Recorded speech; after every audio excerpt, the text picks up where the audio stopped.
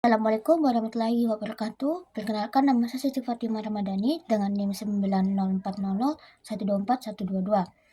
Hari ini saya akan menjelaskan materi ke-9 pengantar ekonomi yang berjudul pendapatan nasional.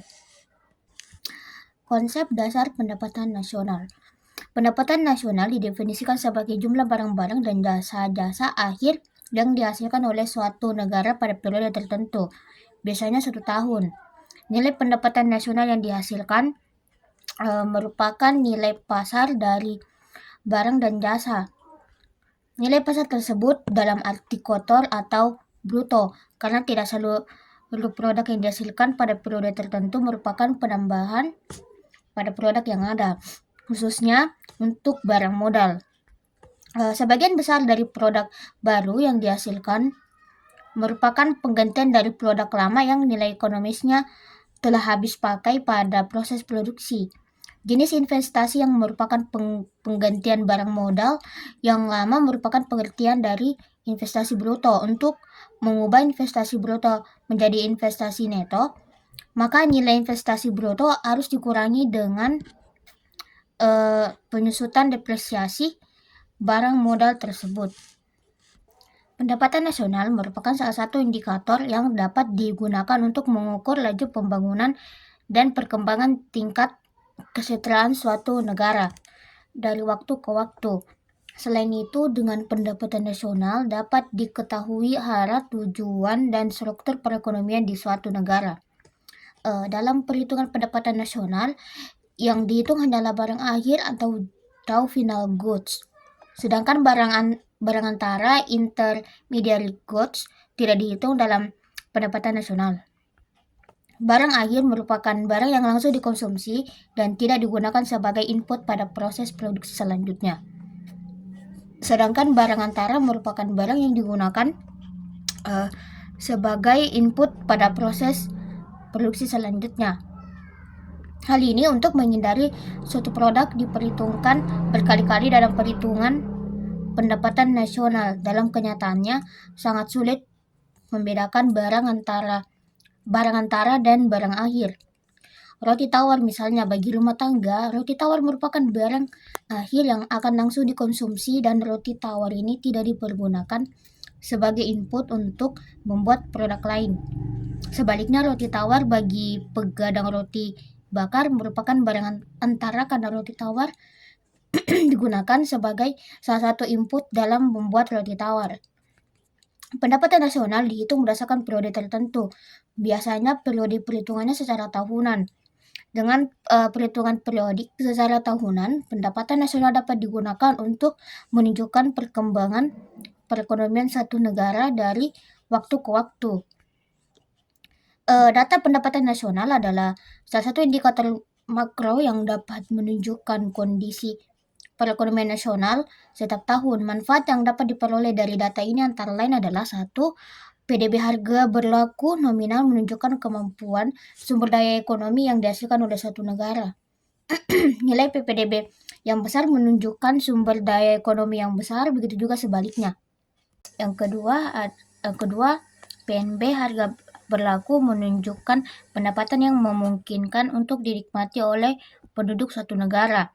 Ketiga, mendapat PDB harga konstan dapat digunakan untuk menunjukkan laju pertumbuhan ekonomi secara keseluruhan atau setiap sektor dari tahun ke tahun. Keempat, distribusi PDB harga berlaku menurut sektor menunjukkan struktur perekonomian atau peranan setiap sektor ekonomi dalam suatu negara.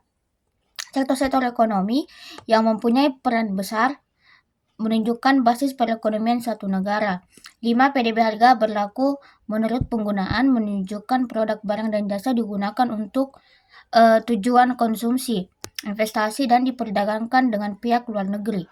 Keenam, distribusi PDB menurut penggunaan menunjukkan peranan kelembagaan dalam menggunakan barang dan jasa yang dihasilkan oleh berbagai sektor ekonomi. Ketujuh, PDB penggunaan atas dasar harga konstan bermanfaat untuk mengukur laju pertumbuhan konsumsi, investasi, dan perdagangan luar negeri. Kedelapan, PDB dan PNB per kapita atas dasar Harga berlaku menunjukkan nilai PDB dan PNB berkepala per satu orang penduduk. Dan yang terakhir, PDB dan PNB per kapita atas dasar harga konstan berguna untuk mengetahui pertumbuhan nyata ekonomi per kapita penduduk suatu negara. Faktor-faktor yang mempengaruhi pendapatan nasional. Yang pertama itu permintaan dan penawaran agregat. Permintaan agregat adalah suatu daftar keseluruhan barang dan jasa yang akan dibeli oleh sektor perekonomian pada berbagai tingkatan harga. Permintaan penawaran agregat menunjukkan antara hubungan keseluruhan permintaan terhadap barang dan jasa sesuai dengan tingkatan harga. Yang kedua adalah konsumsi dan tabungan. Konsumsi adalah pengeluaran total untuk memperoleh barang dan jasa dalam suatu perekonomian dalam jangka waktu 1 tahun. Sedangkan tabungan adalah bagian dari pendapatan yang tidak dikeluarkan untuk konsumsi. Yang terakhir adalah investasi. Investasi adalah semua pengeluaran yang digunakan untuk menciptakan modal baru. Tujuan dari investasi adalah mengganti bagian modal yang sudah rusak dan menambah penyediaan modal yang ada. B. Metode perhitungan pendapatan nasional. Untuk menghitung nilai pendapatan nasional ada 3 pendekatan yang digunakan. Yang pertama itu adalah pendekatan produksi, yang kedua adalah pendekatan pendapatan, yang terakhir adalah pendekatan pengeluaran. Ketiga pendekatan tersebut secara teoritis akan menghasilkan nilai pendapatan nasional yang sama. Yang pertama adalah pendekatan produksi. Menurut pendekatan produksi, pendapatan nasional dihitung berdasarkan jumlah nilai barang-barang dan jasa-jasa akhir yang dihasilkan dari masing-masing sektor ekonomi pada periode tertentu. Cara menghitung pendapatan nasionalnya yaitu dengan mengalihkan jumlah seluruh produk, baik barang ataupun jasa yang telah dihasilkan atau diproduksi dalam kurun waktu 1 tahun dengan harga satuan tiap produknya bisa berbentuk barang maupun jasa. Misalkan dalam setahun itu produk baik barang maupun jasa yang bisa diproduksi berjumlah 1000 produk. Maka hal tersebut harus dikalikan dengan harga satuan yang mereka miliki untuk mendapatkan jumlah atau besarnya pendapatan nasional negara tersebut dalam satu tahunnya. Hal ini dirumuskan dengan Y sama dengan dalam kurung P1 kali Q1 tambah dalam kurung P2 kali Q2 tambah dalam kurung P3 kali Q3 dan seterusnya, lalu tambah dalam kurung PN kali QN. Y itu menggambarkan pendapatan nasional, P menggambarkan jumlah produk yang diproduksi, Q adalah harga satuan satu produk. Penjumlahan nilai barang dan jasa dari 9 sektor itulah yang merupakan pendapatan nasional Indonesia untuk tahun 2001, yaitu Rp 411.132 rupiah. Kontribusi dari masing-masing sektor dapat dihitung dari presentasinya. Misalnya dalam perekonomian itu sektor pertanian, peternakan, kehutanan, perikanan merupakan sektor yang memberikan kontribusi besar pada keekonomian yaitu 16,71%. Sebaliknya, sektor listrik, air, dan gas merupakan kontributor terkecil bagi perekonomian dengan kontribusi sebesar 1,75%. Dari contoh di atas dapat diketahui bahwa perhitungan pendapatan nasional dapat digunakan untuk menentukan struktur perekonomian suatu negara dari sektor yang ada. Dapat pula diketahui sektor mana yang memberikan kontribusi terbesar pada perekonomian. Selanjutnya, ke-17 sektor ekonomi itu digolongkan menjadi 3 kelompok berdasarkan aktivitasnya, yaitu 1. Sektor primer merupakan sektor-sektor yang mengelola sumber daya alam secara langsung namun tidak menghasilkan output berupa barang akhir. Sektor ini terdiri dari A. Pertanian, peternakan, kehutanan, perikanan, B. Pertambangan dan penggalian. Kedua adalah sektor sekunder. Dapat dikatakan bahwa sektor ini merupakan sektor yang mengelola output yang dihasilkan oleh sektor primer, kemudian mengubahnya menjadi barang jadi yang siap untuk dikonsumsi.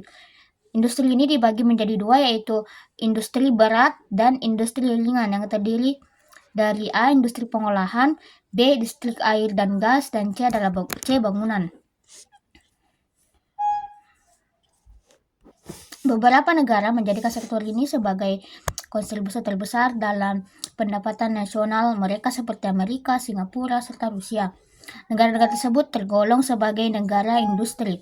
Kelebihan dari sektor sekunder adalah menyerap tenaga kerja yang tinggi sehingga mampu mengurangi angka pengangguran. Namun pada sisi lain, sektor ini juga merupakan penyumbang masalah kerusakan lingkungan terbesar dibanding sektor lain. Tiga adalah sektor tersier, merupakan sektor jasa yang menghasilkan barang tak terwujud untuk memenuhi kebutuhan konsumennya. Pelaku pada sektor ini menawarkan pengetahuan serta jasa lain yang dapat membantu efektivitas, produktivitas, maupun kinerja konsumennya. Sektor ini terdiri dari perdagangan, hotel, dan restoran, B. Pengangkutan dan telekomunikasi, C. Keuangan, kesewaan, dan jasa perusahaan, D. Dan jasa lain-lainnya. Selanjutnya adalah pendekatan pendapatan. Menurut pendekatan pendapatan nasional dihitung dengan cara menjumlahkan pendapatan dari masing-masing faktor produksi. Pada tahun tertentu masing-masing faktor produksi dimiliki akan memberikan pendapatan bagi pemilik faktor produksi tersebut. Pemilik faktor produksi tenaga kerja akan memperoleh pendapatan dalam bentuk gaji. Pemilik modal akan mendapatkan bunga dari modal yang dimilikinya. Pemilik tanah akan memperoleh sewa dan pemilik keahlian skill akan memperoleh laba. Perhitungan pendapatan nasional di sini dirumuskan dengan Y sama dengan W tambah L kecil tambah I kecil tambah P besar. Y dilambangkan sebagai pendapatan nasional, W besar digambarkan sebagai W atau gaji atau upah, L besar digambarkan sebagai rent atau sewa, I kecil adalah investasi atau bunga, P profit atau keuntungan.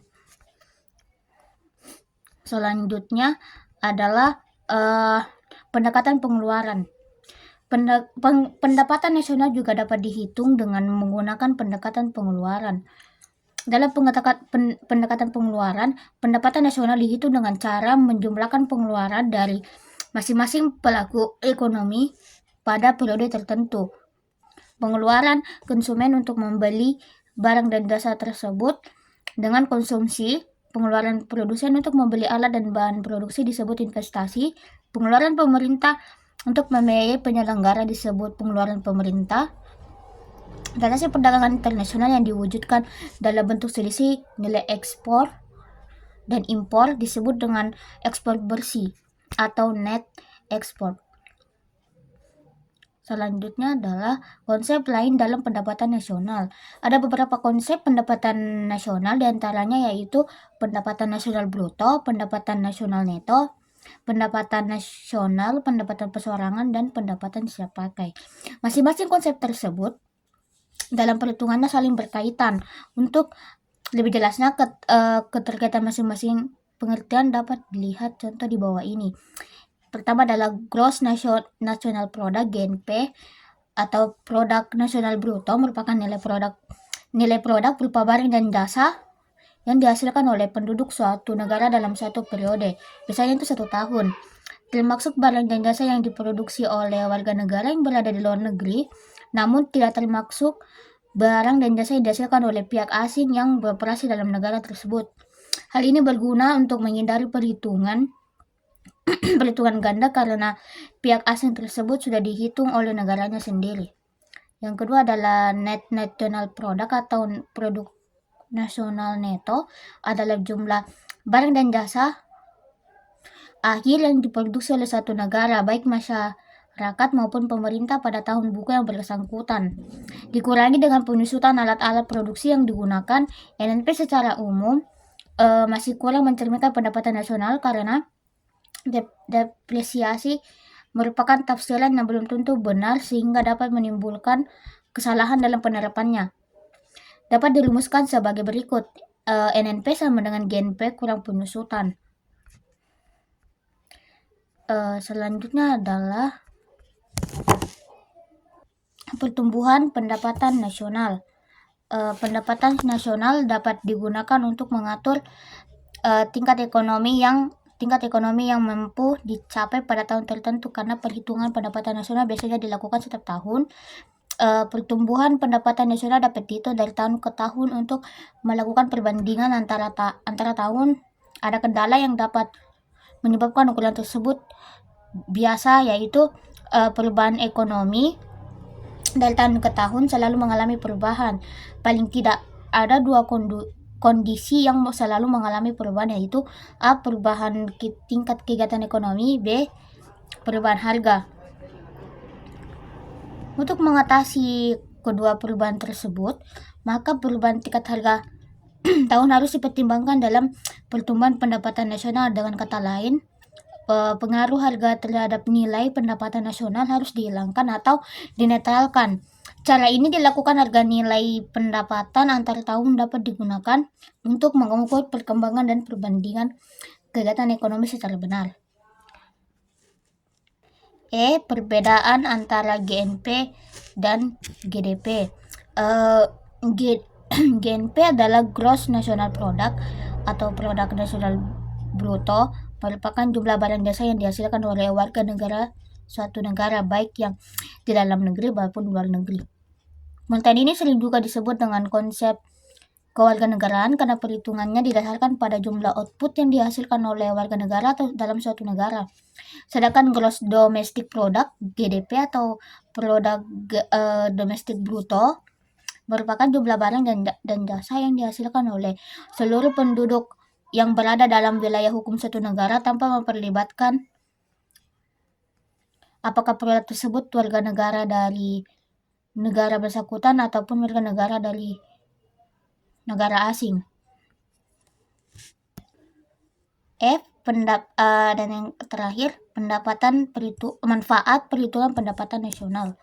Karena menggunakan banyak faktor dalam penghitungannya, pihak-pihak terkait seperti perhitungan maupun pelaku ekonomi swasta dapat menjadikan pendapatan nasional sebagai landasan dalam pengambilan keputusan terkait dengan kebutuhan mereka. Melalui pendapatan nasional dapat diketahui besarnya peningkatan perekonomian suatu negara. Semakin tinggi pendapatan suatu negara, bahkan semakin tinggi pula tingkat kemajuan negara tersebut. Dengan mengetahui kemajuan suatu negara, para pelaku ekonomi dapat memanfaatkan hal tersebut untuk menanamkan investasi dengan resiko yang lebih kecil dibandingkan berinvestasi pada negara yang berpendapatan lebih kecil. Hal ini dikarenakan return of investment-nya akan lebih cepat. Melalui pendapatan nasional juga dapat diidentifikasi faktor-faktor yang dapat meningkatkan maupun mengurangi pendapatan nasional pada periode tersebut, sehingga pihak-pihak yang bersangkutan seperti pemerintah dapat mengambil tindakan ataupun membuat kebijakan untuk menangani masalah tersebut. Pendapatan nasional dapat dijadikan tolak ukur dalam perencanaan pembangunan suatu daerah atau negara. Dalam penghitungan pendapatan nasional dapat diidentifikasi lapangan usaha ataupun faktor ekonomi. Faktor ekonomi apa yang berkontribusi paling besar dalam pendapatan nasional sehingga dapat merencanakan tindakan apa yang sesuai untuk mengoptimalkan kontribusi lapangan usaha maupun faktor ekonomi tersebut. Selain itu dapat diketahui sektor ekonomi suatu negara apakah tergolong negara industri seperti Amerika ataupun negara yang dengan layanan publik yang baik seperti Singapura. Dengan diketahui hal tersebut akan memudahkan bagi pihak terkait dalam mengambil keputusan. Baiklah, itu saja yang bisa saya sampaikan pada materi 9 ini. Assalamualaikum warahmatullahi wabarakatuh.